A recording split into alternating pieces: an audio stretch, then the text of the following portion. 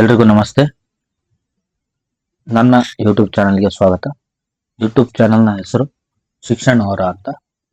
ಇದು ನಮ್ಗೆ ಇರ್ತಕ್ಕಂಥ ನಾಲೆಡ್ಜ್ನ ಕನ್ನಡದಲ್ಲಿ ಎಕ್ಸ್ಪ್ಲೇನ್ ಮಾಡಬೇಕು ಅಂತ ಮಾಡಿರ್ತಕ್ಕಂಥ ಯೂಟ್ಯೂಬ್ ಚಾನಲ್.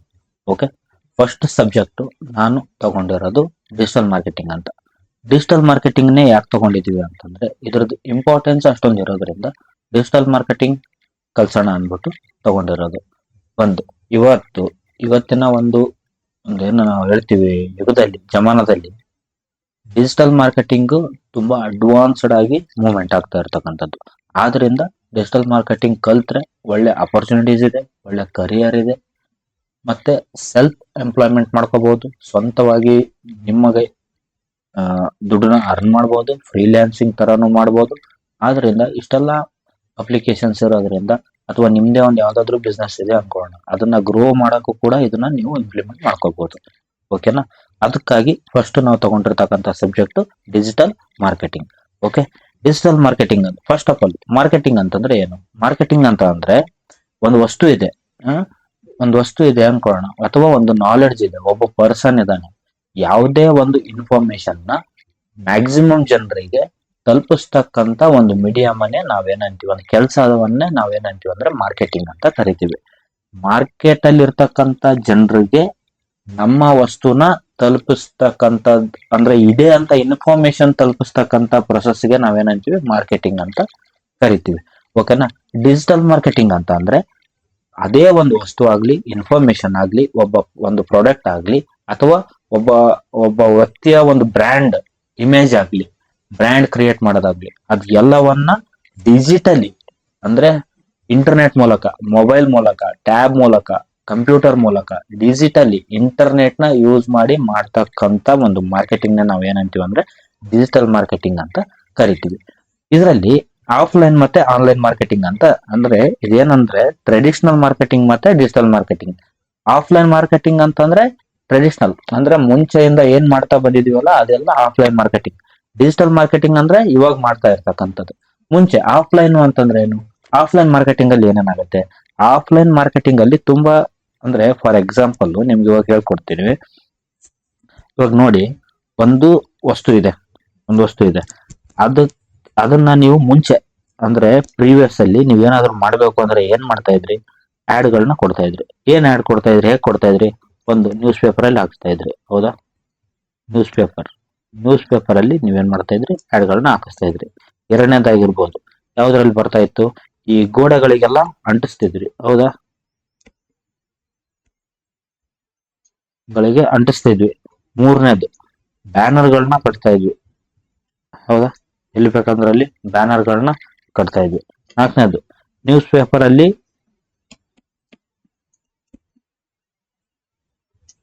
ಈ ಪಾಂಪ್ಲೆಟ್ಸ್ ಅಂತ ಬರ್ತಿತ್ತು, ಪಾಂಪ್ಲೆಟ್ಸ್ ನ ನಾವೇನ್ ಮಾಡ್ತಿದ್ವಿ? ಹಾಕಿಸ್ತಾ ಇದ್ವಿ.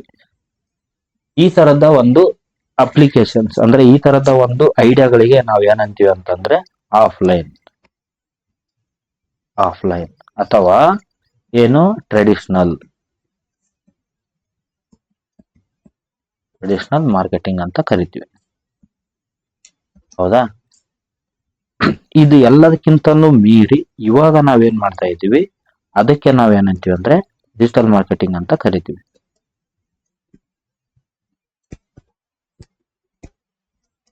ಯಾಕೆ ಈ ಡಿಜಿಟಲ್ ಮಾರ್ಕೆಟಿಂಗ್ ಬಂತು? ಯಾಕೆ ಟ್ರೆಡಿಷನಲ್ ಮಾರ್ಕೆಟಿಂಗ್ ಈ ಡಿಜಿಟಲ್ ಮಾರ್ಕೆಟಿಂಗ್ ಓವರ್ಟೇಕ್ ಮಾಡ್ತಾ ಇದೆ ಅಂತ ಅಂದ್ರೆ ಇದರಲ್ಲಿ ಇರ್ತಕ್ಕಂತ ಅಡ್ವಾಂಟೇಜ್ ಏನು? ಮೇನ್ ಅಡ್ವಾಂಟೇಜ್ ಬಂದು ಇದ್ರದ್ದು ಅಮೌಂಟ್,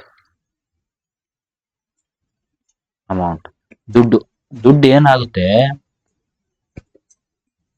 ಇವಾಗ ಏನಾಗುತ್ತೆ ಅಪ್ಪ ಅಂತಂದ್ರೆ, ಫಾರ್ ಎಕ್ಸಾಂಪಲ್ ಒಂದು ನ್ಯೂಸ್ ಪೇಪರ್ ಇದೆ ಅನ್ಕೋಣ. ನ್ಯೂಸ್ ಪೇಪರ್ ಅಲ್ಲಿ ನಿಮ್ದೊಂದು ಪ್ರಾಡಕ್ಟ್ ಇದೆ. ಫಾರ್ ಎಕ್ಸಾಂಪಲ್ ಇವತ್ತೊಂದು ಮೊಬೈಲ್ ಅಂಗಡಿ ಇದೆ ಅನ್ಕೋಣ.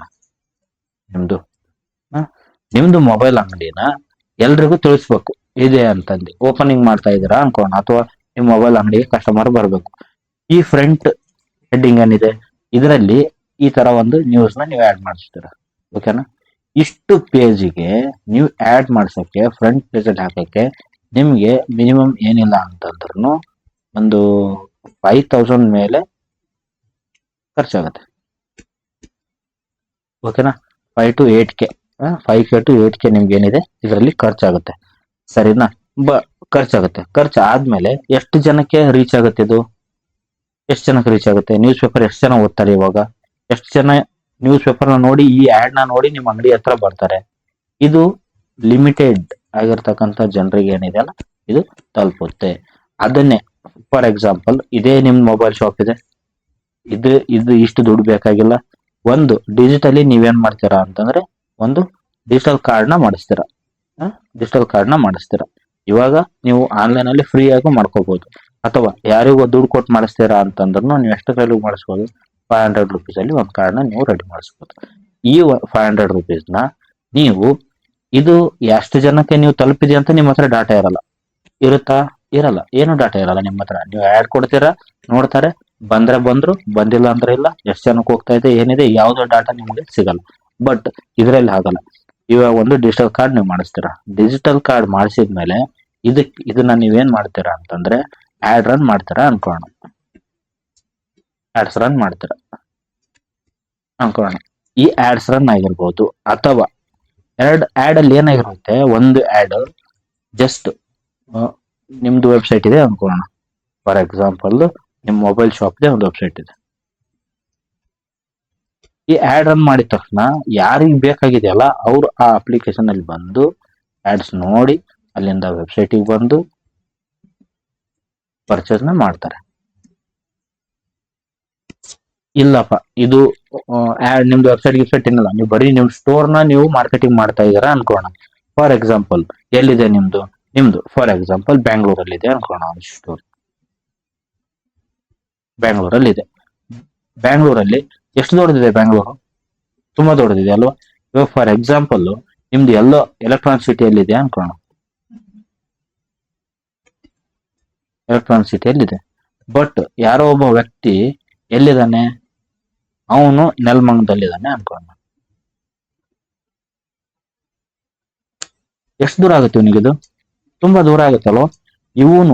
ಇವನಿಗೆ ಆಡ್ ಹೋದ್ರೆ ಇವನಿಗೆ ಈ ವ್ಯಕ್ತಿ ನೀವು ಕೊಟ್ಟಿರೋ ನ್ಯೂಸ್ ಪೇಪರ್ ಇಂದ ನೋಡ್ಬಿಟ್ಟು ಇಲ್ಲಿಗೆ ಬರ್ತಾನ? ಇಲ್ಲ. ನಿಮ್ಮ ಒಂದು ಏನ್ ಗೋಲ್ ಇದೆ ಅದು ಇಲ್ಲಿ ಅಷ್ಟೊಂದು ಸರಿಯಾಗಿ ರೀಚ್ ಆಗಲ್ಲ.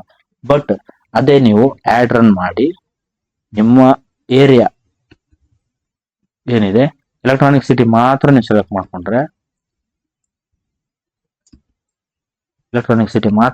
ಮಾಡ್ಕೊಂಡ್ರೆ ಯಾರಿಗೆ ಬೇಕಾಗಿದೆಯಲ್ಲ ಅಷ್ಟು ಜನಕ್ಕೂ ರೀಚ್ ಆಗುತ್ತೆ. ಅದರಲ್ಲಿ ನಿಜವಾಗ್ಲೂ ಮೊಬೈಲ್ ಬೇಕಾದಂತವರು ನಿಮ್ಮ ಆಫರ್ಸ್ ಆಗಿರ್ಬೋದು, ಪ್ರೈಸ್ ಆಗಿರ್ಬೋದು, ನೀವು ಕೊಡ್ತಕ್ಕಂಥ ಸರ್ವಿಸ್ ಆಗಿರ್ಬೋದು ಚೆನ್ನಾಗಿದ್ರೆ ನಿಮ್ಮ ಹತ್ರ ಕಸ್ಟಮರ್ ಬರ್ತಕ್ಕಂಥ ಚಾನ್ಸಸ್ ಜಾಸ್ತಿ ಆಗುತ್ತೆ. ಇದಕ್ಕಿಂತಲೂ ಇದು ಟೈಮ್ ಸೇವಿಂಗ್. ಏನು ಓಲ್ಡ್ಕ್ಕಿಂತಲೂ ಟೈಮ್ ಸೇವಿಂಗ್. ಬಟ್ ಇದರಲ್ಲಿ ಎಫಿಷಿಯನ್ಸಿ ಜಾಸ್ತಿ ಇದೆ. ಇದಕ್ಕಿಂತಲೂ ತುಂಬಾ ಎಫೆಕ್ಟಿವ್ ಆಗಿ ಇದು ಕೆಲಸ ಮಾಡುತ್ತೆ. ನಮ್ಗೆ ದುಡ್ಡು ಉಳಿಯುತ್ತೆ. ಏನು ಉಳಿಯುತ್ತೆ? ಮನಿ ಉಳಿಯುತ್ತೆ. ಓಕೆ, ಆಮೇಲೆ ಟೈಮ್ ಉಳಿಯುತ್ತೆ. ಆಮೇಲೆ ನಮ್ ಗೋಲ್ ನ ನೀಟಾಗಿ ರೀಚ್ ಆಗುತ್ತೆ. ಮತ್ತೇನು ಒನ್ ಟೈಮ್ ಆಗುತ್ತೆ ಫಾರ್ ಎಕ್ಸಾಂಪಲ್. ಆಮೇಲೆ ಅನ್ಲಿಮಿಟೆಡ್ ಸಿಗುತ್ತೆ. ಫಾರ್ ಎಕ್ಸಾಂಪಲ್ ಇವಾಗ ಒಂದಿನ ಹಾಕ್ಸ್ತೀರಾ ನೀವು, ಹಾಕ್ಸಿದ್ಮೇಲೆ ಇದು ಮುಗಿತಾ? 5000 rupees ನೀವು ಕೊಟ್ರೆ ಒಂದಿನಕ್ಕೆ ನಿಮ್ಗೆ ಮುಗೀತು. ಒಂದಿನ ಹಾಕ್ತಾರೆ, ಮುಗೀತು ಇದು. ಬಟ್ ಅದೇ 5000 rupees ನ ನೀವು ಇಲ್ಲಿ ಆಡ್ ಮಾಡಿದ್ರೆ, ಫಾರ್ ಎಕ್ಸಾಂಪಲ್ ಬೇಕಾಗಿರ್ತಕ್ಕಂಥ ಕಸ್ಟಮರ್ಗಳಿಗೆ ಮಿನಿಮಮ್ ಏನಿಲ್ಲ ಅಂತಂದ್ರು ಪರ್ ಡೇ ನೀವು 200 rupees ಖರ್ಚು ಮಾಡ್ತೀರಾ ಅನ್ಕೋಣ. ನಿಮ್ಮ ಆಡ್ಗೆ ಎಷ್ಟಾಗುತ್ತೆ? 5000 divided by 200 rupees ಖರ್ಚು ಮಾಡ್ತೀರಾ ಅನ್ಕೋಣ.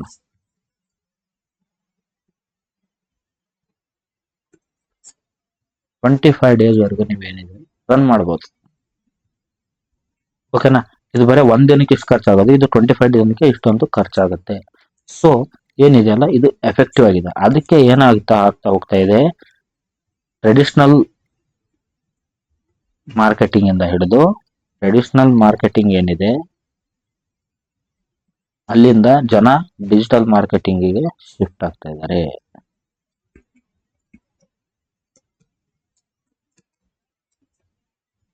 ಶಿಫ್ಟ್ ಆಗ್ತಾ ಇದ್ದಾರೆ.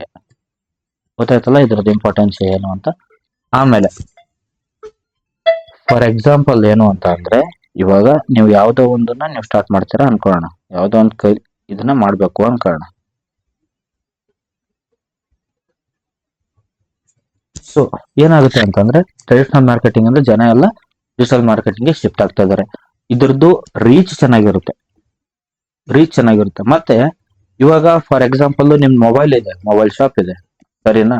ಇದನ್ನ ನೀವು ಯಾರೋ ಒಂದು ಅಜ್ಜಿಗೆ ಕಳಿಸ್ತಾ ಇದ್ರ ಅನ್ಕೋಣ, ಏಜ್ಡ್ ಆಗಿರ್ತಕ್ಕಂಥ ಪರ್ಸನ್ಗೆ ಕಳಿಸ್ತಾ ಇದ್ರ ಅನ್ಕೋಣ, ನಿಮ್ದು ಫಿಸಿಕಲ್ ಆಗಿರ್ತಕ್ಕಂಥ ಒಂದು ಆಡ್ ನ. ಇವಾಗ ನಿಮ್ಮ ಮೊಬೈಲ್ಗೆ ಈ ಅಜ್ಜಿ ಬಂದು ತಗೊಳ್ಳೋಷ್ಟು ಇರುತ್ತಾ? ಕೆಲವೊಂದು ಟೈಮು ಅದೇ ನೀವು 10 ಜನ ಹುಡುಗರಿಗೆ ನೀವು ಕಳಿಸಿದ್ರ ಅನ್ಕೋಣ, ಟೀನೇಜರ್ಸ್ಗೆ. ಅದೇ 10 ಜನ ಓಲ್ಡ್ ಏಜ್ ಅಂತ ಕಳಿಸಿದ್ರ ಅನ್ಕೋಣ. ಯಾವ್ದ್ರಲ್ಲಿ ಜಾಸ್ತಿ ಟೈಮ್ ಇರುತ್ತೆ, ಯಾವ್ದ್ರಲ್ಲಿ ಜಾಸ್ತಿ ಸಪೋರ್ಟ್ ಇರುತ್ತೆ ನಿಮ್ಗೆ, ಯಾವ್ದ್ರಲ್ಲಿ ನಿಮ್ಗೆ ರೀಚ್ ಚೆನ್ನಾಗಿರುತ್ತೆ?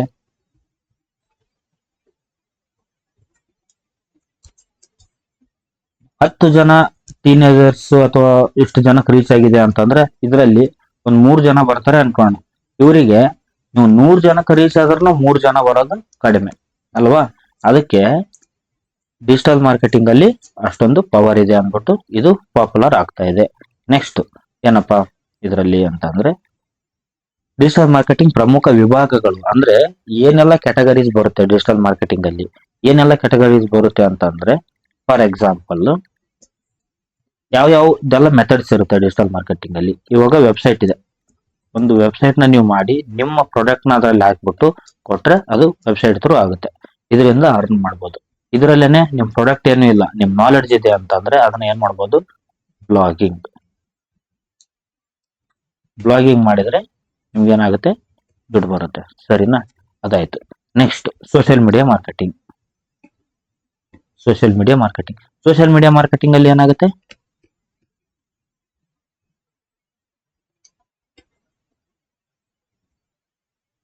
ಸೋಷಿಯಲ್ ಮೀಡಿಯಾ ಮಾರ್ಕೆಟಿಂಗ್ ಅಲ್ಲಿ ಏನೆಲ್ಲ ಬರುತ್ತೆ? ಫೇಸ್ಬುಕ್ ಇರ್ಬೋದು, ಇನ್ಸ್ಟಾಗ್ರಾಮ್ ಇರ್ಬೋದು, ಮತ್ತೆ ಯಾವ್ದೆಲ್ಲ ಬರುತ್ತೆ, ರೀಲ್ಸ್ ಗಳಿರ್ಬೋದು. ಇದೆಲ್ಲಾನು ಏನಾಗುತ್ತೆ, ಸೋಷಿಯಲ್ ಮೀಡಿಯಾ ಮಾರ್ಕೆಟಿಂಗ್ ಅಲ್ಲಿ ಬರುತ್ತೆ. ನೆಕ್ಸ್ಟ್ ಅದು ಬಂದ್ಮೇಲೆ ಎಸ್ ಎಂ ಎಸ್ ಮಾರ್ಕೆಟಿಂಗ್ ಅಂತಂದ್ರೆ ನಿಮ್ಮ ಮೊಬೈಲ್ ಅಲ್ಲಿ ಎಸ್ ಎಂ ಎಸ್ ಗಳು ಬರುತ್ತೆ, ಡೈರೆಕ್ಟ್ ಆಗಿ ಏನ್ ಬರುತ್ತೆ, ಎಸ್ ಎಂ ಎಸ್ ಗಳು ಬರುತ್ತೆ. ಫಾರ್ ಎಕ್ಸಾಂಪಲ್ ಇದನ್ನ ಜಾಸ್ತಿ ಯೂಸ್ ಮಾಡೋರು ಯಾರು ಅಂತಂದ್ರೆ, ಫಾರ್ ಎಕ್ಸಾಂಪಲ್ ಗೋಲ್ಡ್ ಶಾಪ್ ಇದೆ, ಜಯಾಲುಕಾಸ್. ಏನ್ ಮಾಡಿರ್ತಾರೆ, ಡೈರೆಕ್ಟ್ ಆಗಿ ನಿಮ್ಮ ಮೊಬೈಲ್ಗೆ ಒಂದು ಮೆಸೇಜ್ ಕಳಿಸ್ತಾರೆ, ಜಯಾಲುಕಾಸ್ ಅವ್ರದ್ದೇನಲ್ಲ. ಈಗ ಕೆಲವೊಂದು ಮೊಬೈಲ್ಗಳನ್ನ ನೀವು ನೋಡಿದ್ರೆ ಕೆಲವೊಂದು ಎಕ್ಸ್ಟೆನ್ಷನ್ ಇರುತ್ತೆ, ನಂಬರ್ ಬಂದಿರಲ್ಲ. ಫಾರ್ ಎಕ್ಸಾಂಪಲ್ ಜಯಾಲುಕಾಸ್ ಇದೆ ಅನ್ಕೊಳ್ಳೋಣ, JOY ಅಂತ ಬಂದು ಇಲ್ಲಿ ಏನೋ ಒಂದು ನಂಬರ್ ಬಂದಿರುತ್ತೆ. ಈ ತರ ಇದು ನಿಮಗೆ ಎಸ್ ಎಂ ಎಸ್ ಬರುತ್ತೆ. ಇದೆಲ್ಲ ಏನು, S M S marketing. Email marketing ಅಂತ ಬರುತ್ತೆ, ಇದನ್ನು ಸೇಮ್ ಎಸ್ ಎಂ ಎಸ್ ಬರೋ ಬದಲು ನೀವು ಇಮೇಲ್ಗೆ ಡೈರೆಕ್ಟ್ ಆಗಿ ಒಂದು ಪೇಜೇ ಬರುತ್ತೆ ನೋಡಿ, ಸೋಷಿಯಲ್ ಮೀಡಿಯಾ ಅಂತ ಬರುತ್ತೆ ಅಥವಾ ಮಾರ್ಕೆಟಿಂಗ್ ಅಂತ ಬರುತ್ತೆ. ಇಮೇಲ್ ಅಲ್ಲಿ ಸೆಕ್ಷನ್ ಬರುತ್ತೆ. ಇವಾಗ ಫಾರ್ ಎಕ್ಸಾಂಪಲ್ ತೋರಿಸ್ತೀನಿ. ಫಾರ್ ಎಕ್ಸಾಂಪಲ್ ಜಿಮೇಲ್ ಇದೆ,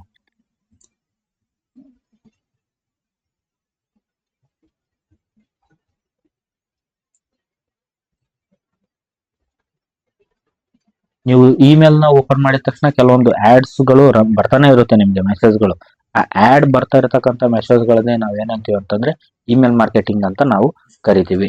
ನಿಮಗೆ ಅದು ಬೇಕಾಗಿಲ್ಲ ಅಂತಂದ್ರೆ ಅದನ್ನ ನೀವು ಪ್ರತಿಯೊಂದ್ ಸರ್ತಿ ಎಲ್ಲೆಲ್ಲೋ ಸಬ್ಸ್ಕ್ರೈಬ್ ಆಗಿರ್ತಾರ, ಆ ಸಬ್ಸ್ಕ್ರೈಬ್ ಆದಾಗ ಬರ್ತಾ ಹೋಗುತ್ತೆ. ನೋಡಿ ಫಾರ್ ಎಕ್ಸಾಂಪಲ್ ಎಕನಾಮಿಕ್ಸ್ ಟೈಮ್ಸ್ ಇದೆ, ಎಕನಾಮಿಕ್ಸ್ ಟೈಮ್ಸ್ ಇಂದ ನನಗೆ ಬಂದಿದೆ. ಓಕೆನಾ? ಎಕನಾಮಿಕ್ಸ್ ಟೈಮ್ಸ್ ಇಂದ ಏನೆಲ್ಲ ಬಂದಿದೆ, ಟುಡೇ ಟಾಪ್ ಸ್ಟೋರೀಸ್, ಇದು ಅವ್ರದ್ದು ಮಾರ್ಕೆಟಿಂಗ್. ನೆಟ್ಫ್ಲಿಕ್ಸ್ ಇಂದ ಬಂದಿದೆ ನೋಡಿ, ಇದು ಆಯ್ತಾ, ಪೇಪಲ್ ಇಂದ ಬಂದಿದೆ. ಈ ತರ ನಿಮಗೆ ಸುಮಾರು ಬರ್ತಾ ಹೋಗುತ್ತೆ. ಫಾರ್ ಎಕ್ಸಾಂಪಲ್ ನೋಡಿ, ಸೋಷಿಯಲ್ ಮೀಡಿಯಾ ಅಂತ ಕೊಡ್ತೀನಿ ನಾನು. ಸೋಷಿಯಲ್ ಮೀಡಿಯಾ ಅಂತ ಏನೆಲ್ಲ ಬಂದಿದೆಯಲ್ಲ ಅದು ಎಲ್ಲವೂ ಸೋಷಿಯಲ್ ಮೀಡಿಯಾದಲ್ಲಿ ಸಂಬಂಧಪಟ್ಟಿರ್ತಕ್ಕಂತ ಆಗಿರುತ್ತೆ, ಆಡ್ ಆಗಿರುತ್ತೆ. ಫಾರ್ ಎಕ್ಸಾಂಪಲ್ ಸೋಷಿಯಲ್ ಮೀಡಿಯಾದು ಇಷ್ಟೆಲ್ಲ ಇದೆ. ಪ್ರಮೋಷನ್ಸ್, ಇಲ್ಲಿ ಪ್ರಮೋಷನ್ಸ್ ಅಂತ ಯಾವ್ದೆಲ್ಲ ಇದೆ, ಅವ್ರ ಬ್ರಾಂಡ್ ಪ್ರಮೋಷನ್ ಆಗಿರ್ಬೋದು, ಪ್ರಾಡಕ್ಟ್ ಪ್ರಮೋಷನ್ ಆಗಿರ್ಬೋದು, ಏನೆಲ್ಲ ಬೇಕಲ್ವ ಆ ಪ್ರಮೋಷನ್ ನಿಮ್ಗೆ ಇಲ್ಲಿ ಸಿಗ್ತಾ ಹೋಗುತ್ತೆ. ಹೌದಾ? ಇಲ್ಲಿ ನೋಡಿ ಎಲ್ಲಾನು ಬರ್ತಾ ಇದೆ. ಕ್ಯಾನ್ವಾದಿಂದ ಹಿಡಿದು ಯೂಟ್ಯೂಬ್ ಚಾನಲ್ ನಿಂದ ಹಿಡಿದು ಯಾವುದೇ ಒಂದು ಬ್ರ್ಯಾಂಡ್ ಇದೆ ಅಂತಂದ್ರೆ ಆ ಬ್ರ್ಯಾಂಡ್ ಪ್ರಮೋಷನ್ ಇಲ್ಲಿ ನಮ್ಗೆ ಆಗ್ತಾ ಇದೆ ಅಂತ ತಿಳ್ಕೊಬೇಕು. ಸರಿನಾ? ಈ ತರ ಇಮೇಲ್ ಕೂಡ ನಾವು ಮಾಡ್ತೀವಿ. ನೆಕ್ಸ್ಟ್ ಸುಮಾರು ಇದೆ ಇದರಲ್ಲಿ. ಇಮೇಲ್ ಆಗಿರ್ಬೋದು, ಇಲ್ಲ ಅಂತಂದ್ರೆ ಗ್ರಾಫಿಕ್ಸ್ ಇನ್ಫೋ ಅಂತ ಕೊಡ್ತೀವಿ. ಗ್ರಾಫಿಕ್ ಇನ್ಫೋ ಅಂತಂದ್ರೆ ಏನು ಅಂತಂದ್ರೆ ಒಂದು ಇನ್ಫಾರ್ಮೇಶನ್ ಇದೆ, ಅದನ್ನ ನಿಮಗೆ ತಲುಪಿಸ್ಬೇಕು. ಅದನ್ನ ಗ್ರಾಫಿಕ್ ಅಲ್ಲಿ ತಲುಪಿಸ್ತಾರೆ. ಫಾರ್ ಎಕ್ಸಾಂಪಲ್, ಯಾವ್ದೋ ಒಂದು ಅನಿಮೇಷನ್ ಬರುತ್ತೆ ಅನ್ಕೊಳ್ಳೋಣ. ಒಂದು ಆಡ್ ಇದೆ, ಒಂದು ಅನಿಮೇಷನ್ ಬರುತ್ತೆ. ಫಾರ್ ಎಕ್ಸಾಂಪಲ್, ಒಬ್ಬ ವ್ಯಕ್ತಿ ಬರ್ತಾನೆ, ಎಲ್ಲ ಹೇಳ್ತಾನೆ, ಆಟ ಇನ್ಫಾರ್ಮೇಶನ್ ಏನಿದೆ ಆ ವ್ಯಕ್ತಿಯಿಂದ ನಿಮ್ಗೆ ಹೇಳಿಸ್ತಾರೆ. ಅದನ್ನ ಏನಂತೀವಿ ಅಂತಂದ್ರೆ ಗ್ರಾಫಿಕ್ ಅಲ್ಲಿ ನಮಗೆ ಬರುತ್ತೆ. ಓಕೆನಾ? ಈ ತರದ್ದೆಲ್ಲಾನು ಇದೆ, ಸುಮಾರು ಇದೆ ಇದರಲ್ಲಿ. ನೋಡೋಣ, ನೆಕ್ಸ್ಟ್ ಹೋಗ್ತಾ ಎಲ್ಲಾನು ಒನ್ ಬೈ ಒನ್ ಕಲಿತಾ ಹೋಗೋಣ. ಸರಿನಾ?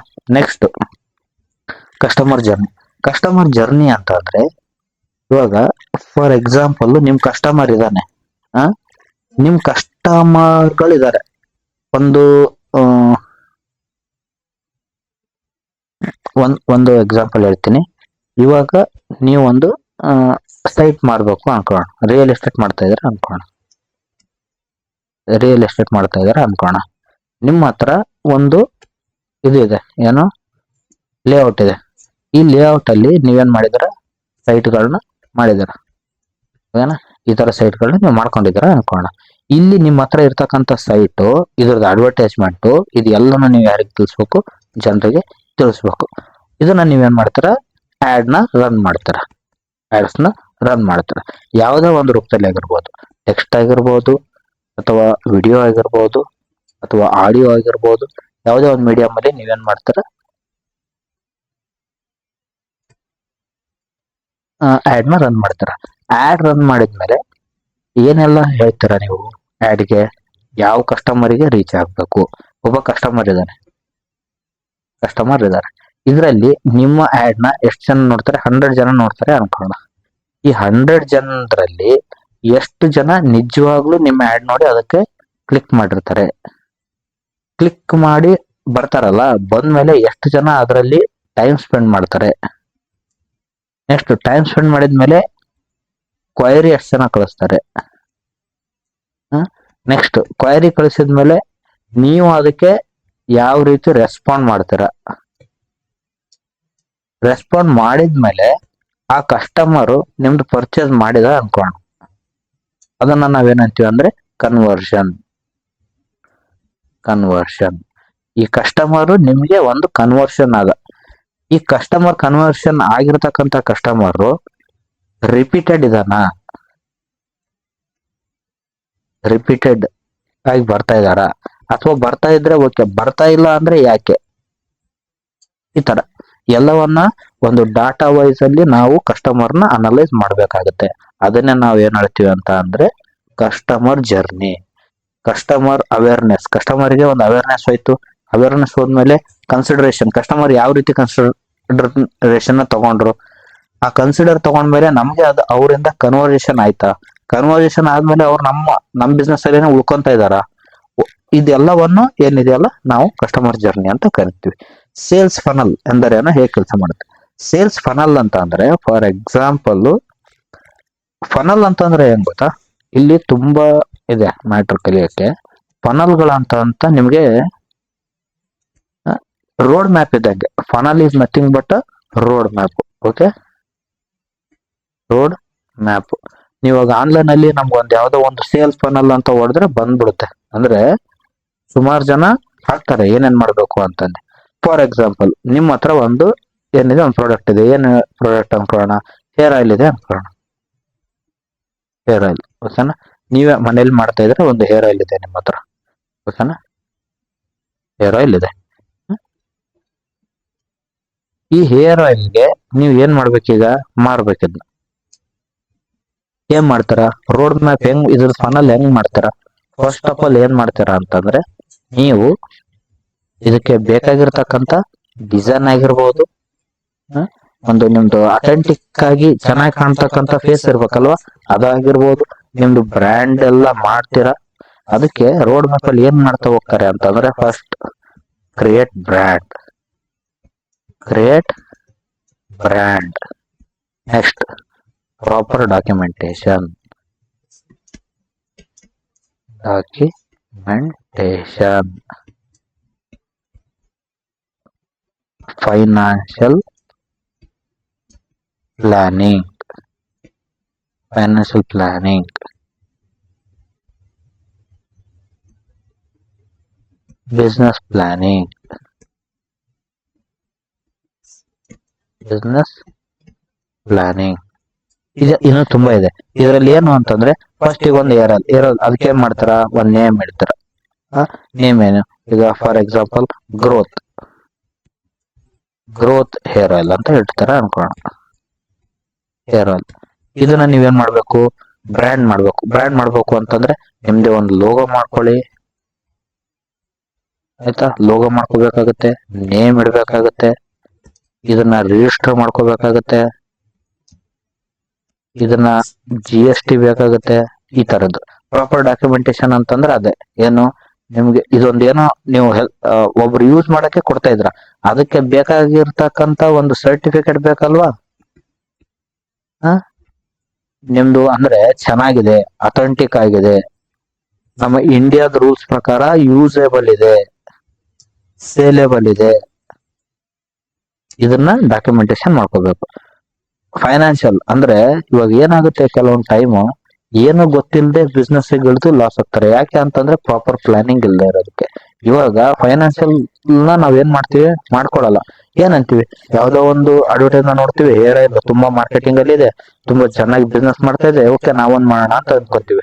ಬಟ್ ಆ ಹೇರ್ ಆಯಿಲ್ ಮಾಡಕ್ಕೆ ನಿಮ್ಗೆ ಎಷ್ಟು ಕಾಸ್ಟ್ ಬೇಕು, ರಾ ಮೆಟೀರಿಯಲ್ ಏನ್ ಬೇಕು, ಅದಕ್ಕೆ ಎಷ್ಟು ಕಾಸ್ಟ್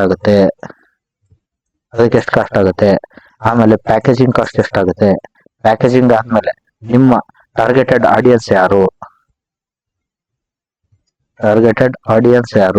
ಎರಡು ತರ ಇದೆ ಇದರಲ್ಲಿ. ಫಾರ್ ಎಕ್ಸಾಂಪಲ್ ನೀವು ಶಾಪ್ ಇಟ್ಬಿಟ್ಟು ಶಾಪ್ ಅಲ್ಲಿ ನಡೆಸ್ತಿದ್ರೆ ಅದು ಒಂದು ಲೋಕಾಲಿಟಿಯಲ್ಲಿ ಬರುತ್ತೆ. ಅದನ್ನೇ ನೀವು ಆನ್ಲೈನ್ ಪ್ಲಾಟ್ಫಾರ್ಮಿಗೆ ತಗೊಂಡೋದ್ರೆ, ಆನ್ಲೈನ್ ಪ್ಲಾಟ್ಫಾರ್ಮಿಗೆ ತಗೊಂಡೋದ್ರೆ ನೀವು ಯಾರಿಗಾದ್ರೂ ಸೇಲ್ ಮಾಡ್ಬೋದು, ಎಷ್ಟು ಜನಕ್ಕಾದ್ರೂ ಸೇಲ್ ಮಾಡ್ಬೋದು, ಎಷ್ಟು ದೂರ ಇದ್ರೂ ಸೇಲ್ ಮಾಡ್ಬೋದು. ಅವಾಗ ನಿಮ್ಗೆ ಲೋಕಾಲಿಟಿ ಅಥವಾ ರಿಸ್ಟ್ರಿಕ್ಷನ್ ಇರಲ್ಲ. ಹೌದು, ರಿಸ್ಟ್ರಿಕ್ಷನ್ ಇರಲ್ಲ, ಓಕೆ. ನಿಮ್ದು ಪ್ರೊಡಕ್ಷನ್ ಎಷ್ಟಾಗುತ್ತೆ, ಪ್ರೊಡಕ್ಷನ್ ಮಾಡಕ್ಕೆ ನಿಮ್ಮ ಹತ್ರ ಪ್ರಾಪರ್ ಯೂನಿಟ್ ಇದೆಯಾ, ಪ್ಯಾಕಿಂಗ್ ಮಾಡಕ್ಕೆ ಪ್ರಾಪರ್ ಯೂನಿಟ್ ಇದೆಯಾ, ಲೇಬಲಿಂಗು ನಿಮ್ಮ ಹತ್ರ ಇದೆಯಾ, ಲೇಬರ್ಸ್ ಇದಾರ, ಅವ್ರ ಸ್ಯಾಲ್ರಿಗೆಲ್ಲ ಎಷ್ಟು ಖರ್ಚಾಗುತ್ತೆ, ನೆಕ್ಸ್ಟ್ ಬಿಲ್ಡಿಂಗಿಗೆ ಎಷ್ಟು ಖರ್ಚಾಗುತ್ತೆ. ಈ ತರ ಪ್ರತಿಯೊಂದನ್ನು ಈಗ ನೀವು ಆನ್ಲೈನಿಗೆ ಹೋದ್ರೆ ಆ ಆನ್ಲೈನ್ ಪ್ಲಾಟ್ಫಾರ್ಮ್ ಬೇಕಲ್ವಾ, ಯಾವ್ದೋ ಒಂದು ಮಾರಕ್ಕೆ. ಫಾರ್ ಎಕ್ಸಾಂಪಲ್ ಫ್ಲಿಪ್ಕಾರ್ಟ್ ಇರ್ಬೋದು, ಅದೊಂದು ಪ್ಲಾಟ್ಫಾರ್ಮೇ ನಿಮ್ಗೆ. ಫ್ಲಿಪ್ಕಾರ್ಟ್ ಒಂದು ಪ್ಲಾಟ್ಫಾರ್ಮ್ ಆಗುತ್ತೆ, ಅಮೆಝಾನ್ ಒಂದು ಪ್ಲಾಟ್ಫಾರ್ಮ್ ಆಗುತ್ತೆ, ಮೀಶೋ ಒಂದು ಪ್ಲಾಟ್ಫಾರ್ಮ್ ಆಗುತ್ತೆ. ಇವ್ರದ್ದು ಏನೆಲ್ಲ ಚಾರ್ಜಸ್ ಇದೆ ಗೊತ್ತಾಗ್ಬೇಕು. ನಿಮ್ಗೆ ಪ್ರತಿಯೊಂದು ಆರ್ಡರ್ಗೂ ಅವ್ರಿಗೆ ಎಷ್ಟು ಕೊಡ್ಬೇಕು ಅಂತ ಗೊತ್ತಾಗ್ಬೇಕು. ಕಸ್ಟಮರ್ಗೆ ಡೆಲಿವರಿ ಚಾರ್ಜಸ್ ಎಷ್ಟಾಗುತ್ತೆ ಅಂತ ಗೊತ್ತಾಗ್ಬೇಕು. ಡೆಲಿವರಿ ಚಾರ್ಜಸ್ ಅದೆಲ್ಲ ಹೋದ್ಮೇಲೆ ನಿಮ್ಗೆ ಬಂದು ಉಳಿಯತಕ್ಕಂತ ದುಡ್ಡು ಎಷ್ಟಾಗುತ್ತೆ ಅಂತ ನೋಡ್ಕೋಬೇಕು. ಅದನ್ನು ನೋಡ್ಕೊಳ್ಳೋದಕ್ಕಿಂತ ಮುಂಚೆ, ಹೌದು ಕಸ್ಟಮರ್ ತಗೊಳ್ಳಿಲ್ಲ, ರಿಟರ್ನ್ ಕಳ್ಸಿದ್ರೆ ನಿಮ್ಗೆ ಆಗ್ತಕ್ಕಂತ ಲಾಸ್ ಎಷ್ಟು, ಇದು ಎಲ್ಲವನ್ನ ನೋಡ್ಕೊಂಡು ನೀವು ಫೈನಾನ್ಷಿಯಲ್ ಆಗಿ ಕರೆಕ್ಟ್ ಆಗಿ ಮಾಡಿದ್ರೆ ಅದನ್ನೇ ನಾವ್ ಏನಂತೀವಿ ಅಂತಂದ್ರೆ ಫನಲ್ ಕ್ರಿಯೇಷನ್ ಅಂತ ಕರಿತೀವಿ. ಪ್ರತಿಯೊಂದನ್ನು ಒಂದು ಫನಲ್ ಆಗಿ ಆಟೋಮೇಟೆಡ್ ಆಗಿ ನಡೆಯೋಕೆ ಎಷ್ಟು ಬೇಕೋ ಅದನ್ನು ಟ್ರೈ ಮಾಡ್ತಕ್ಕಂತ ಒಂದು ವಿಚಾರನ ನಾವೇನ್ ಮಾಡ್ತೀವಿ ಅಂತಂದ್ರೆ ಫನಲ್ ಅಂತ ಮಾಡ್ತೀವಿ. ಬಿಸ್ನೆಸ್ಗೆ ಡಿಜಿಟಲ್ ಮಾರ್ಕೆಟಿಂಗ್ ಬೇಕಾಗುವ ಕಾರಣ, ಒಂದ್ ಬಿಸ್ನೆಸ್ಗೆ ಯಾಕೆ ಡಿಜಿಟಲ್ ಮಾರ್ಕೆಟಿಂಗ್ ಬೇಕಪ್ಪ. ಇವಾಗ ಫಾರ್ ಎಕ್ಸಾಂಪಲ್ ಡಿಜಿಟಲ್ ಮಾರ್ಕೆಟಿಂಗ್ ಯಾಕೆ ಬೇಕು ಒಂದ್ ಬಿಸ್ನೆಸ್ಗೆ ಹೆಚ್ಚಿಗೆ. ಇವಾಗ ಏನಾಗ್ತಾ ಇದೆ ಅಂತಂದ್ರೆ ನಮ್ಮದ್ರಲ್ಲಿ ಈ ಡಿಜಿಟಲ್ ಮಾರ್ಕೆಟಿಂಗ್ ಯಾರಿಗ್ ಬೇಕಾಗ್ತಿದೆ ಅಂತಂದ್ರೆ ಈ ಕ್ರಿಯೇಟಿವ್ ಫೀಲ್ಡ್ಸ್ ಅಲ್ಲಿ ಮಾಡ್ತಾ ಇರ್ತವೆ ನೋಡಿ. ಕ್ರಿಯೇಟಿವ್ ಫೀಲ್ಡ್ಸ್ ಅಲ್ಲಿ ಆಗಿರ್ಬೋದು, ಅಥವಾ ಫಾರ್ ಎಕ್ಸಾಂಪಲ್ ನಿಮ್ಮ ಹತ್ರ ಏನಿದೆ, ಒಂದೇನೋ ನೀವೊಂದು ಆರ್ಟಿಸ್ಟ್ ಅನ್ಕೋಣ. ಆರ್ಟಿಸ್ಟ್ ಯಾವ್ದ್ರದ್ದು ಆರ್ಟಿಸ್ಟ್, ಫಾರ್ ಎಕ್ಸಾಂಪಲ್ ಆರ್ಟಿಸ್ಟ್ ಒಂದು ಮೆಹಂದಿ ಆರ್ಟಿಸ್ಟ್ ಅನ್ಕೋಣ. ಈ ಮೆಹಂದಿ ಆರ್ಟಿಸ್ಟ್ ಇದಾರೆ. ಇವಾಗ ನಿಮ್ಮ ಊರ ಇದೆ, ನಿಮ್ಮೂರಲ್ಲಿ ಎಷ್ಟು ಜನ ಇದ್ದಾರೆ? ಎಷ್ಟು ಜನ ಇದ್ದಾರೆ? ಒಂದು 10,000 ಮೆಂಬರ್ಸ್ ಇದ್ದಾರೆ ಅನ್ಕೊಳ್ಳೋಣ. 10,000 ಮೆಂಬರ್ಸ್ಗೆ 10,000 ಮೆಂಬರ್ಸ್ ಇದ್ದಾರೆ. ನೀವು ಒಂದು ಕೈಗೆ ಹಾಕಕ್ಕೆ ಎರಡು ಕೈ, ಒಂದು ವೆಡ್ಡಿಂಗ್ಗೆ ಅನ್ಕೊಳ್ಳೋಣ, ಒಂದು ಹೆಣ್ಮಗಳಿಗೆ ಅಂದ್ರೆ ಮದುವೆ ಆಗೋ ಹೆಣ್ಮಗಳಿಗೆ ನೀವು ಹಾಕಕ್ಕೆ ಫುಲ್ ಹಾಕಕ್ಕೆ 5,000 ತಗೊಂತೀರ ಅಂತ ಅನ್ಕೊಳ್ಳೋಣ, ಏನೋ ಅಮೌಂಟ್. ಇವಾಗ 5,000 ಅಮೌಂಟ್ ತಗೊಂತೀರ. ನಿಮಗೆ 1 ಇಯರ್ ಅಲ್ಲಿ ಇಯರ್ಲಿ ಕ್ಯಾಲ್ಕುಲೇಟ್ ಮಾಡಿ. ಇಯರ್ ಅಲ್ಲಿ 10,000 ಜನರಲ್ಲಿ ಎಷ್ಟು ಜನ ಮದುವೆ ಆಗ್ತಾರೆ? ಅದರಲ್ಲಿ ಆ ಮದುವೆ ಆದವರಲ್ಲಿ ನಿಮ್ಮ ಹತ್ರ ಬಂದ್ಬಿಟ್ಟು ಎಷ್ಟು ಜನ ಮೆಹಂದಿನ ನಿಮ್ಮ ಕೈಯಲ್ಲೇ ಹಾಕ್ಕೊಂತಾರೆ ಅಲ್ವಾ? ಅದರಿಂದ ಎಷ್ಟು ಬರುತ್ತೆ? ಓಕೆನಾ? ಫಾರ್ ಎಕ್ಸಾಂಪಲ್ ಒಂದು 10 ಇವಾಗ ಮೆಹಂದಿ ಹಾಕೋರೆ, ನೀವೇನ್ ಮೆಹಂದಿ ಹಾಕ್ತಿದ್ರಲ್ಲ, ನಿಮ್ ತರಾನೇ ಟ್ಯಾಲೆಂಟ್ ಇರ್ತಕ್ಕಂಥವ್ರು ಎಷ್ಟು ಜನ ಇದ್ದಾರೆ ಅಂತ ನೋಡೋಣ. ನಾನೇನ್ ಹೇಳಕ್ ಬರ್ತಾ ಇದ್ದೀನಿ ಅಂತಂದ್ರೆ, ನಿಮ್ ತರಾನೇ ಟ್ಯಾಲೆಂಟ್ ಇರ್ತಕ್ಕಂಥವ್ರು ನಿಮ್ ಊರಲ್ಲಿ ಎಷ್ಟು ಜನ ಇದ್ದಾರೆ? ಸುಮಾರು ಜನ ಇರ್ತಾರೆ ಅಲ್ವಾ? ನೀವು ಒಬ್ಬರೇ ಅಂತರ್ಕು ಇರಲ್ಲ. ಫಾರ್ ಎಕ್ಸಾಂಪಲ್ ನಾನೇನ್ ಹೇಳ್ತಿದ್ದೀನಿ ಅಂತಂದ್ರೆ, 10 ಜನ ಇದ್ದಾರೆ ಅನ್ಕೋಣ ನಿಮ್ ತರ ಕೆಲಸ ಮಾಡೋರು. 10 ಮೆಂಬರ್ಸ್ ಏನೆಲ್ಲ ಇದ್ದಾರೆ? 10 ಜನ ಇದ್ದಾರೆ. ಇವಾಗ ನಿಮ್ ಎಕ್ಸಾಂಪಲ್ಗೆ ಇಬ್ಬರದೇ ತಗೊಂತೀನಿ. ಇವಾಗ ಒಂದು ರೇಷ್ಮಾ ಮತ್ತೆ ಸುರಕ್ಷಾ ಅನ್ಕೊಳ್ಳೋಣ. ಇವರಿಬ್ಬರು ಮೆಹಂದಿ ಹಾಕ್ತಾರೆ. ರೇಷ್ಮಾ ಏನ್ ಮಾಡ್ತಾ ಇದ್ದಾರೆ? ಡಿಜಿಟಲ್ ಮಾರ್ಕೆಟಿಂಗ್ ಅದು ಯಾವುದು ಮಾಡ್ತಾ ಇಲ್ಲ. ಬಟ್ ಸುರಕ್ಷಾ ಏನ್ ಮಾಡ್ತಾ ಇದಾರೆ? ಡಿಜಿಟಲ್ ಮಾರ್ಕೆಟಿಂಗ್ ನ ಮಾಡ್ತಾ ಇದಾರೆ. ರೇಷ್ಮನ್ ಕಸ್ಟಮರ್ಸ್ ಯಾರು? ಅವ್ರ ಮನೆ ಪಕ್ಕದಲ್ಲಿರೋರು, ಅವ್ರ ಊರಲ್ಲಿರೋರು, ಅವ್ರ ಬಗ್ಗೆ ಗೊತ್ತಿರೋರು, ಅವ್ಳಿಗೆ ಯಾರ್ಯಾರಿಗೆ ಹೇಳ್ತಾಳೆ ಅವ್ರು ಮಾತ್ರ ಇವ್ರದ್ದು ಕಸ್ಟಮರ್ಸ್. ಒಂದ್ ಮದ್ವೆಯಲ್ಲಿ ಹಾಕಿ ಬಂದಿರ್ತಾರೆ, ನೆಕ್ಸ್ಟ್ ಅದನ್ನ ನೋಡಿ ಚೆನ್ನಾಗಿದೆ ಅಂತ ಅಂದಿ ನಮಗೆ ಕೊಡಿ ಅಂತ ಅಂದು ಅವ್ರದನ್ನ ನೀವು ತಗೊಂತಾರೆ. ನಿಮ್ಮ ಹತ್ರ ಲಿಮಿಟೆಡ್ ಕಸ್ಟಮರ್ಸ್ ಬರ್ತಾರೆ. ಅದನ್ನೇ ಈ ಸುರಕ್ಷೆ ಏನ್ ಮಾಡ್ತಾರೆ ಅಂತಂದ್ರೆ, ಅವ್ರು ಮಾಡಿರ್ತಕ್ಕಂಥ ಕೆಲ್ಸನ ಇವತ್ತು ನಾನು ಆನ್ಲೈನ್ ಅಲ್ಲಿ ಇದ್ದೀನಿ. ಇವಾಗ ರೇಷ್ಮೆ ಹಾಕಿರೋದು ವೆಡ್ಡಿಂಗ್ ಫೋಟೋ ನೋಡೋವರೆಗೂ ನನ್ಗೆ ಗೊತ್ತಿಲ್ಲ. ಬಟ್ ನಾನು ಅವ್ರ ಹತ್ರ ಹೋಗಿ ಅವ್ರ ಹತ್ರ ನೋಡ್ಬೇಕು ಏನೇನ್ ಹಾಕಿದ್ದಾರೆ, ಯಾವ ತರ ಕೆಲಸ ಮಾಡಿದ್ದಾರೆ ಅಂತಂದೆ. ಬಟ್ ಸುರಕ್ಷೆ ಏನ್ ಮಾಡ್ತಾರೆ? ತಾವು ಮಾಡಿರೋ ಕೆಲಸ ಎಲ್ಲಾನ ಇನ್ಸ್ಟಾಗ್ರಾಮ್ ಅಲ್ಲಿ ಹಾಕ್ತಾರೆ ಅನ್ಕೋಣ. ಇನ್ಸ್ಟಾಗ್ರಾಮ್ ಅಲ್ಲಿ ಹಾಕ್ತಾರೆ. ಆಮೇಲೆ ಆಡ್ ಗಳನ್ನ ರನ್ ಮಾಡ್ತಾರೆ ಅನ್ಕೋಣ. ಆಡ್ಸ್ ರನ್ ಮಾಡ್ತಾರೆ ಅನ್ಕೋಣ. ಫೇಸ್ಬುಕ್ ಅಲ್ಲಿ ಹಾಕ್ತಾರೆ ಅನ್ಕೋಣ. ಓಕೆನಾ? ಫೇಸ್ಬುಕ್ ಅಲ್ಲಿ ಹಾಕ್ತಾರೆ ಅನ್ಕೋಣ. ಇವ್ರದ್ದು ಯಾರೋ ಒಬ್ರು ನೋಡ್ತಾರೆ. ಇಲ್ಲಿಂದ ನೋಡಲ್ಲ, ಒಂದ್ 10 ಕಿಲೋಮೀಟರ್ ದೂರದಲ್ಲಿ ಇರ್ತಕ್ಕಂಥ ವ್ಯಕ್ತಿ ನೋಡ್ತಾರೆ. ಅವ್ರು ಏನ್ ಮಾಡ್ತಾರೆ? ಇವ್ರನ್ನ ಡೈರೆಕ್ಟ್ ಆಗಿ ಕಾಂಟ್ಯಾಕ್ಟ್ ಮಾಡ್ತಾರೆ. ಮೇಡಮ್, ನಮ್ದು ಇಷ್ಟ ತಾರೀಕು ಮದುವೆ ಬರ್ತೀರಾ? ಓಕೆ ಅಂತ ಅಂದ್ಬಿಟ್ಟು ಇವ್ರು ಹೋಗ್ತಾರೆ. ಇವ್ರದ್ದು ಕಸ್ಟಮರು ಇಷ್ಟು ಲಿಮಿಟ್ ಆಗಿರೋದು, ಇವ್ರದ್ದು ಬೌಂಡ್ರಿ ಏನಾಗ್ತಾ ಹೋಯ್ತು? ಆ ಲಿಮಿಟೇಷನ್ ಜಾಸ್ತಿ ಆಗ್ತಾ ಹೋಯ್ತು. ಒಂದ್ ಊರಿಗೆ ಇರ್ತಕ್ಕಂತ ಲಿಮಿಟೇಷನ್ 10 ಊರಿಗೆ ಬರಕ್ ಸ್ಟಾರ್ಟ್ ಆಯ್ತು. ಇವರು ಒಂದ್ ಸೆಟ್ ಮಾಡ್ತಾರೆ ಅನ್ಕೋಣ. ಯಾವ್ದ್ರಲ್ಲಿ? ಆಡ್ ಅಲ್ಲಿ ಅರೌಂಡ್ 100 ಕಿಲೋಮೀಟರ್ಸ್ ವರೆಗೂ ನಾನು ಟ್ರಾವೆಲ್ ಮಾಡ್ತೀನಿ. 100 ಕಿಲೋಮೀಟರ್ಸ್ ವರೆಗೂ ಯಾರ್ದೇ ಆರ್ಡರ್ ಬಂದ್ರು, ಯಾರ್ದೇ ಏನಾದ್ರು ಬಂದ್ರು ನಾನು ತಗೊಂತೀನಿ ಅಂತ ಇರುತ್ತೆ ಅನ್ಕೋಣ. ಅವಾಗ ಏನಾಗುತ್ತೆ? 100 ಕಿಲೋಮೀಟರ್ಸ್ ವರೆಗೂ ಎಷ್ಟೇ ಜನ ಕಸ್ಟಮರ್ಸ್ ಇದ್ರು ನಿಮಗೆ ಅದು ಅಂದ್ರೆ ನಿಮ್ಗೆ ಇನ್ಫಾರ್ಮೇಶನ್ ಬರುತ್ತೆ. ಅವರು ನಿಮ್ಮನ್ನ ಅಪ್ರೋಚ್ ಮಾಡಕ್ ಆಗುತ್ತೆ. ಬಟ್ ಇವ್ರದ್ದು ಹಂಗಲ್ಲ. ಇವ್ರಿಗೆ ಗೊತ್ತಿರತಕ್ಕಂಥವ್ರು, ಅವ್ರ ನಜದೀಕ್ ಆಗಿರ್ತಕ್ಕಂಥವ್ರು, ಅವ್ರು ಮಾತ್ರ ಇವರಿಗೆ ಆರ್ಡರ್ ಬರ್ತಾ ಹೋಗುತ್ತೆ. ಸೊ ಒಂದ್ ಬಿಸ್ನೆಸ್ ಇದೆ ಅಂತಂದ್ರೆ ಅದಕ್ಕೆ ಡಿಜಿಟಲ್ ಮಾರ್ಕೆಟಿಂಗ್ ತುಂಬಾ ಹೆಲ್ಪ್ಫುಲ್ ಆಗುತ್ತೆ. ಆಮೇಲೆ ಇವಾಗ ಇನ್ನೊಂದು ಇಲ್ಲಿದೆ. 10 ಜನ ಬರ್ತಾ ಇದಾರೆ, ನೀವು 1,000ಕ್ಕೆ ಕೊಡ್ತಾ ಇದ್ರೆ ಅನ್ಕೋಣ. ಅಂದ್ರೆ 5,000ಕ್ಕೆ ಕೊಡ್ತಾ ಇದ್ರೆ ಅನ್ಕೋಣ. ನಿಮ್ಗೆ ವರ್ಷಕ್ಕೆ 50 ಮದುವೆಗಳು ಸಿಗುತ್ತೆ ಅನ್ಕೋಣ. 2.5 ಆಯ್ತು, ಸರಿನಾ? ಬಟ್ ಇವರು ಏನ್ ಮಾಡ್ತಾರೆ? ಆ 5,000 ಇರೋದನ್ನ 3,000 ಕೊಡ್ತೀನಿ ಅಂತ ಹೇಳಿ ಆನ್ಲೈನ್ ಅಲ್ಲಿ 50 ಅಲ್ಲ, ಇವರು 500 ತಗೊಂತಾರೆ. ಅರ್ಥ ಆಯ್ತಾ?